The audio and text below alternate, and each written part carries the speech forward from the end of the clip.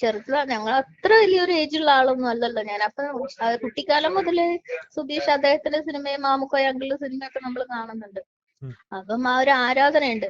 Number കിട്ടിയപ്പം അവരായിട്ട് സംസാരിക്കുക, ഇങ്ങോട്ട് സംസാരിക്കുകയുണ്ടായി. അപ്പൊ സംസാരത്തില് ലാസ്റ്റ് മനസ്സിലായതെന്ന് വെച്ചാൽ ഒരു മകളോട് പെരുമാറാൻ പറ്റിയൊരു കാര്യമൊന്നല്ല അദ്ദേഹം പറഞ്ഞത്. അതുകൊണ്ട് ഞാൻ അത് റിജക്ട് ചെയ്തു. അത് കഴിഞ്ഞിട്ട് ചില ലൊക്കേഷനിൽ ഞങ്ങൾ കണ്ടുമുട്ടിയിട്ടുണ്ട്. എന്നോട് ചിരിച്ച് തലയാട്ടി സംസാരിക്കാൻ വന്നിട്ടുണ്ട്. ഞാൻ അത് മൈൻഡ് ചെയ്യാതെ പോവുകയും ചെയ്തു. പിന്നെ സുധീഷ് അദ്ദേഹം പറഞ്ഞതെന്ന് വെച്ച് കഴിഞ്ഞാൽ അദ്ദേഹത്തിന് ഓരോ സൺഡേ ഒക്കെ നമുക്ക് ടൂർ പോവാം. എല്ലാം എവിടെയും വരുന്നത് ഈ അഡ്ജസ്റ്റ്മെന്റും കാര്യങ്ങൾ തന്നെയാണ്. അപ്പൊ നമ്മൾ ഈ കാണുന്ന സിനിമയിലെ ക്യാരക്ടർ ഒന്നല്ല റിയൽ ആയിട്ട് ഒരു മനുഷ്യന്റെ. അത് നമ്മൾ ഒരു പെൺകുട്ടിയാകുമ്പോൾ അവരുടെ അടുത്ത് എത്തുമ്പോഴാണ് നമ്മൾ അത് മനസ്സിലാക്കുക. നമസ്കാരം, മലയാളി വാർത്തയിലേക്ക് സ്വാഗതം. നിർണായക ഇടപെടൽ ഹേമ കമ്മിറ്റി റിപ്പോർട്ടിൽ ഹൈക്കോടതി നടത്തിയതോടെ വില്ലന്മാരുടെ വിഷയത്തിൽ ഇരട്ടത്താപ്പ് കളികളുമായി അരങ്ങു നിറഞ്ഞു നിൽക്കുന്നവരുടെ നെഞ്ചാണ് ആളിക്കത്തിയിരിക്കുന്നത്.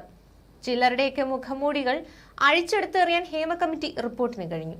അതിന് പേര് പറയണമെന്നൊന്നുമില്ല, വ്യക്തമായ സൂചനകൾ മതി. പരാമർശത്തിലെ പ്രമുഖനല്ലെങ്കിൽ പ്രമുഖ ആരെന്ന് മനസ്സിലാക്കാൻ. സിനിമാ മേഖലയിലെ ചൂഷണങ്ങളെ അടിവരയിട്ട് പറയാൻ ധൈര്യം കാണിച്ച നിരവധി ചിത്രങ്ങളെ വേഷമിട്ട ജുബിത ഒരു നടിമാരും കാണിക്കാത്ത ചങ്കൂറ്റമാണ് മാധ്യമങ്ങൾക്ക് മുന്നിൽ നടത്തിയത്. സിനിമാ മോഹം കൊണ്ടു നടക്കുന്ന പെൺകുട്ടികളുടെ ശരീരം ലക്ഷ്യമിടുന്ന മലയാള സിനിമയിലെ അതുല്യ പ്രതിഭകളുടെ കറുത്ത മുഖംമൂടി വലിച്ചു കീറുകയാണ് ഈ താരം. ഡയറക്ടർ ഹരിഹരൻ, ഷാജു കൊടിയാൻ, മാമുക്കോയ, സുധീഷ്, ഇടവേള ബാബു, അങ്ങനെ പോകുന്നു ലിസ്റ്റ്. മലയാളി വാർത്തയുടെ ജുബിത നടത്തിയ ഞെട്ടിക്കുന്ന വെളിപ്പെടുത്തൽ കേട്ടു നോക്കൂ. ശ്രീ ജുബിത, ഇപ്പൊ ഹേമ കമ്മിറ്റി റിപ്പോർട്ട് പുറത്തു വന്നപ്പോൾ പല വിവാദങ്ങളും മലയാള സിനിമയിലെ പല നടന്മാർക്കെതിരെ പറഞ്ഞുണ്ട്. താങ്കളും ഈ ഇടയ്ക്ക് ഒരു പ്രമുഖ മാധ്യമങ്ങളിൽ ഒരു ഇന്റർവ്യൂവിൽ പറഞ്ഞിരുന്നു. എന്താണ് താങ്കൾക്ക് ഇതിലെ ഉണ്ടായ അനുഭവം മലയാള സിനിമയിൽ അഭിനയിക്കാൻ പോയപ്പോൾ?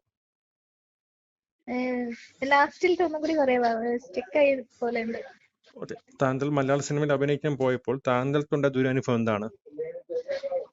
അഭിനയിക്കാൻ പോയപ്പോൾ എന്ന് പറഞ്ഞു കഴിഞ്ഞാല് ഞാൻ ചാൻസ് ചോദിച്ചു പോയിട്ടുണ്ട്.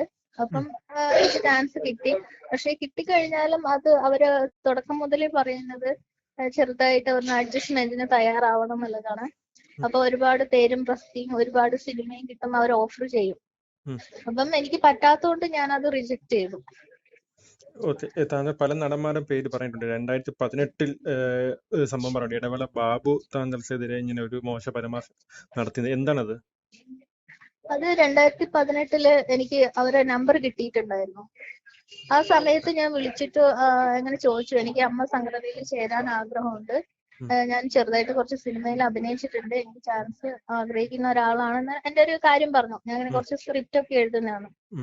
അപ്പം പറഞ്ഞു അതിൽ 2 ലക്ഷം രൂപയുടെ അടുത്താണ് വേണ്ടത്, ഒരു 10 അങ്ങനെ എത്ര സിനിമയിൽ അഭിനയിക്കണം. അപ്പൊ ഞാൻ പറഞ്ഞു ഇങ്ങനെ ഒരു 7-8 സിനിമ എടുത്ത് അഭിനയിച്ചിട്ടുണ്ട്.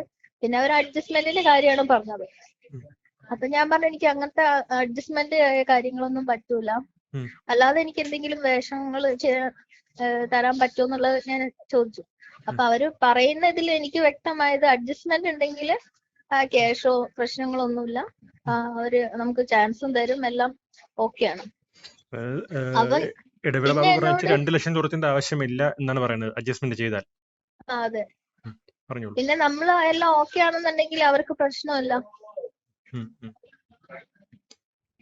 പിന്നെ ഞാനന്ന് അവരുടെ അടുത്ത് പറഞ്ഞു, തമ്മിൽ അങ്ങോട്ടും ഇങ്ങോട്ടും വാക്കുതർക്കം ഉണ്ടായി ഫോണില്. അപ്പൊ ഞാൻ പറഞ്ഞു സിനിമയുടെ ലാസ്റ്റ് അക്ഷരം ഇത് ഇടവേള ബാബു എന്നൊന്നും അല്ലല്ലോ എന്നൊക്കെ പറഞ്ഞിട്ട്. പക്ഷെ എനിക്ക് ഒത്തിരി സങ്കടം ഉണ്ടായിരുന്നു.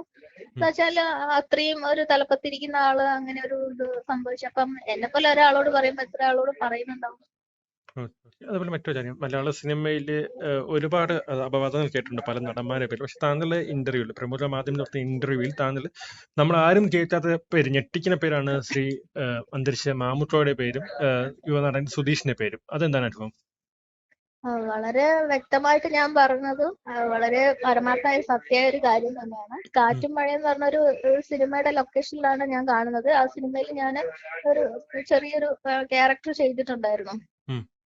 അങ്ങനെ ചെറുതാ, ഞങ്ങൾ അത്ര വലിയൊരു ഏജുള്ള ആളൊന്നും അല്ലല്ലോ ഞാൻ. അപ്പൊ കുട്ടിക്കാലം മുതല് സുധീഷ് അദ്ദേഹത്തിന്റെ സിനിമയും മാമുക്കോയ അങ്കിളുടെ സിനിമയൊക്കെ നമ്മൾ കാണുന്നുണ്ട്. അപ്പം ആ ഒരു ആരാധനയുണ്ട്. നമ്പർ കിട്ടിയപ്പം അവരായിട്ട് സംസാരിക്കുക, ഇങ്ങോട്ട് സംസാരിക്കുകയുണ്ടായി. അപ്പൊ സംസാരത്തില് ലാസ്റ്റ് മനസ്സിലായതെന്ന് വെച്ചാൽ ഒരു മകളോട് പെരുമാറാൻ പറ്റിയൊരു കാര്യമൊന്നല്ല അദ്ദേഹം പറഞ്ഞത്. അതുകൊണ്ട് ഞാൻ അത് റിജക്ട് ചെയ്തു. അത് കഴിഞ്ഞിട്ട് ചില ലൊക്കേഷനിൽ ഞങ്ങൾ കണ്ടുമുട്ടിയിട്ടുണ്ട്. എന്നോട് ചിരിച്ച് തലയാട്ടി സംസാരിക്കാൻ വന്നിട്ടുണ്ട്. ഞാനത് മൈൻഡ് ചെയ്യാതെ പോവുകയും ചെയ്തു. പിന്നെ സുധീഷ് അദ്ദേഹം പറഞ്ഞതെന്ന് വെച്ച് കഴിഞ്ഞാൽ അദ്ദേഹത്തിന് ഓരോ സൺഡേ ഒക്കെ നമുക്ക് ടൂർ പോവാം. എവിടെയും വരുന്നത് ഈ അഡ്ജസ്റ്റ്മെന്റും കാര്യങ്ങൾ തന്നെയാണ്. അപ്പൊ നമ്മൾ ഈ കാണുന്ന സിനിമയിലെ ക്യാരക്ടർ ഒന്നല്ല റിയൽ ആയിട്ട് ഒരു മനുഷ്യന്റെ. അത് നമ്മൾ ഒരു പെൺകുട്ടിയാകുമ്പോ അവരുടെ അടുത്ത് എത്തുമ്പോഴാണ് നമ്മൾ അത് മനസ്സിലാക്കുക. സുധീഷും താങ്കൾ ഇങ്ങനെ മോശമായി പെരുമാറി എന്നാണ് താങ്കൾ പറയണത്? അതെ, ഞാൻ അതോടുകൂടി അവരോടുള്ള സംസാരവും നിർത്തി. എനിക്ക് പറ്റാത്തത് കൊണ്ട് ഞാൻ അവിടെ സ്റ്റോപ്പ് ചെയ്തു. പിന്നെ ഞാനൊരു സിനിമ അവര് വിളിക്കുന്ന സിനിമയായാലും അല്ലെങ്കിൽ ഒന്നും അവരെന്നെ സിനിമയിൽ വിളിച്ചിട്ടില്ല. കാരണം ഞാൻ അപ്പൊ തന്നെ തെറ്റുണ്ടായത്. പിന്നെ ഞാൻ അവരെ വിളിച്ചിട്ടില്ല, നമ്പർ തന്നെ എന്റെ അടുത്തില്ല. മമ്മൂക്കയുടെ അങ്ങനെ തന്നെയാണ്, എന്റെ കയ്യിലില്ല. ഈ ഹേമ കമ്മിറ്റി റിപ്പോർട്ടിൽ പറയുന്നുണ്ട് ജൂനിയർ ആർട്ടിസ്റ്റുകളോട് മോശമായാണ് പെരുമാറുന്നത്. അതായത് അവർക്ക് ആഹാരം പോലും കറക്റ്റ് കൊടുക്കുന്നില്ല, ഒന്ന് ബാത്റൂമിൽ പോകാൻ സൗകര്യം പോലില്ല. അങ്ങനെ എന്തെങ്കിലും അനുഭവം താങ്കൾക്ക് ഉണ്ടായിട്ടുണ്ടോ? എനിക്ക് മനസ്സിലായത് ഇപ്പം ഒരാളൊരു തെറ്റ് ചെയ്തു എന്ന് വെച്ചിട്ട് നമ്മൾ ആ ലൊക്കേഷനിൽ എല്ലാം മൊത്തത്തിൽ അടച്ച് ആക്ഷേപിക്കാൻ പാടില്ല. നല്ല ഫുഡാണ്, ഫുഡിനൊന്നും ഒരു കുഴപ്പമില്ല. റൂമായാലും എല്ലാം നല്ലത് തന്നെയാണ്. ബാത്റൂം ആയാലും നല്ല ബാത്റൂമാണ്, എല്ലാം പെർഫെക്റ്റ് തന്നെയാണ്. പിന്നെ നമ്മൾ ഏതെങ്കിലും ലൊക്കേഷനിൽ കാടുകൾ അങ്ങനെയുള്ള ഒരു ലൊക്കേഷൻ ആണെന്നുണ്ടെങ്കിൽ ബാത്റൂമിന് പ്രോബ്ലം ഉണ്ടാവും. അതും അവര് കണ്ടുപിടിച്ച് തരും, ഇങ്ങനെ ഒരു വീടുണ്ട്.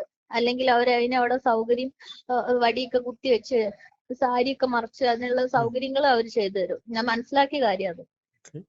താങ്കൾ രണ്ടും നടന്മാരെ പേരിൽ ഞാൻ പറഞ്ഞു താങ്കൾ മോശമായി പെരുമാറി. എന്തുകൊണ്ടാണ് ഹേമ കമ്മിറ്റി റിപ്പോർട്ട് വരുന്നത് വരെ താങ്കൾ പേര് പുറത്തു പറയാതിരുന്നത്? കാരണം ഞാൻ അവര് പറഞ്ഞു, എന്റെ 2022 വില്ലേജ് വാർത്തയിലെ ന്യൂസ് സാറ് കേൾക്കുമ്പോൾ മനസ്സിലാവും.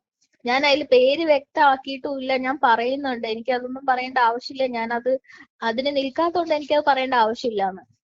എനിക്ക് വിഷമം ഉണ്ടായിരുന്നു. പക്ഷെ ഇപ്പോഴാരും പേര് പറയുന്നില്ല, എല്ലാരും നല്ല മാന്യന്മാരായിട്ട് നിൽക്കുന്ന അവസ്ഥയിൽ എനിക്ക് തോന്നി പറയണമെന്ന്. അതുകൊണ്ടാണ് ഞാൻ വെളിപ്പെടുത്തിയത്. ഇങ്ങനെ പേര് എന്തെങ്കിലും ഒരാള് പറയണല്ലോ. ഇങ്ങനെ പേര് പുറത്ത് പറഞ്ഞു, കുറച്ച് സിനിമാ നടന്മാരെ പേരുകൾ പുറത്ത് പറഞ്ഞു. അത് ആരും ഇങ്ങനെ ഈ പേരുകൾ പുറത്ത് വരുന്ന ആരും പ്രതീക്ഷിച്ചില്ല. അതിന് ഉദാഹരണമാണ് സുധീഷിന്റെയും അന്തരിച്ച ശ്രീ മമ്മൂക്കയുടെയും പേരുകൾ. ഇനി താങ്കൾക്ക് ഇതേപോലെ മലയാള സിനിമ അവസരം കിട്ടും തോന്നുന്നുണ്ട് ഇനി പേരുകൾ പറഞ്ഞുകൊണ്ട്? എനിക്ക് ഇപ്പൊ ഞാൻ ഈ അവസരങ്ങൾ കിട്ടൂലെന്ന് വിചാരിച്ചിട്ട് പറയാതിരിക്കുന്നില്ല. അവർക്ക് സൗകര്യം ഉണ്ടായി തന്നാൽ മതി. ഞാൻ പോകുന്നത് സ്ട്രെയിറ്റ് ആയിട്ടാന്ന് എനിക്കറിയാം. എനിക്ക് ഭാഗ്യം ഉണ്ടെങ്കിൽ, എനിക്ക് വിധി ഉണ്ടെങ്കിൽ ആര് തടഞ്ഞാലും ഞാൻ എത്തേണ്ടിടത്തിലെത്തും. ഇപ്പം ഒരു ഡയറക്ടർ പറഞ്ഞിട്ടുണ്ട്, അദ്ദേഹം ഇന്നലെ വിളിച്ചിട്ട് എനിക്കൊരു സിനിമയിൽ ഒരു അവസരം തരാമെന്നും എന്റെ സ്ക്രിപ്റ്റ് പറ്റിയെങ്കിൽ സിനിമയാക്കാമെന്നും പറഞ്ഞു. അതുപോലെ മാന്യമായിട്ടുള്ള ആൾക്കാർ വരും, അത് ഞാൻ പ്രതീക്ഷിച്ചിരിക്കുന്നുണ്ട്.